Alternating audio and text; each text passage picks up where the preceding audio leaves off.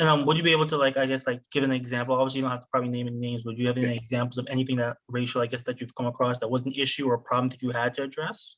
I mean, a couple N-word, N-word situations, normally like that, I guess. And I know the biggest thing for me, I can kind of go on into is my high school actually tried to well, my not my high school, but parents in the high school tried to get me kicked out. Um, and not because I got in trouble, not because I did anything bad. It's because they felt I wasn't a quote unquote John Glenn kid. This is a true story. Um, I wasn't a John Glenn kid. They thought I was a Huntington kid. Yes, I have a ton of family there, but I've grown up in Greenlaw my entire life. My mom went to the same high school. My uncle, my aunt. We kind of somewhat have a legacy, not a big one that they're known, but he felt his son was a prodigy, and I was taking time from his son not playing, and I was recruited to be at John Glenn, and I'm not a John Glenn kid. So that was like one of the first things that opened my eyes. And my mom was great. She's amazing.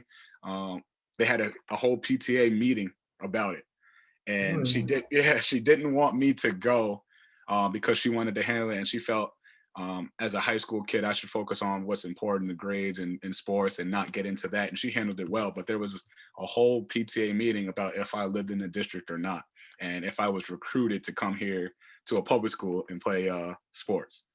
Hmm. I didn't even know that was something that was like, I guess, looked down upon or like not allowed or anything like that. But obviously, the kid that I guess was feeling like his mints were being taken away was like white kid, right? Yes, yes.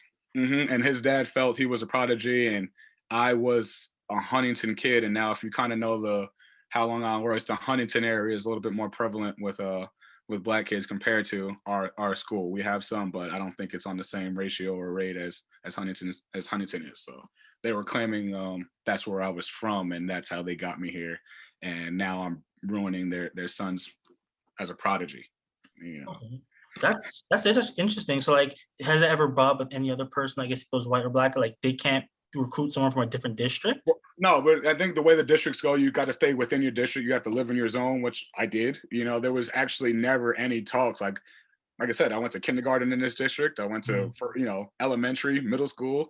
Mhm. This was my junior year, so I've been in that the school, and there's never been a problem. Yeah. So Oh. it was just random. I don't want to say random, but I was probably the only person that's ever had to deal with it. And like I said, though, at the same time, I had a great coach, Coach Shannon, who had our back. We had great people on the board member who had our back. But these are real issues that we had to deal with.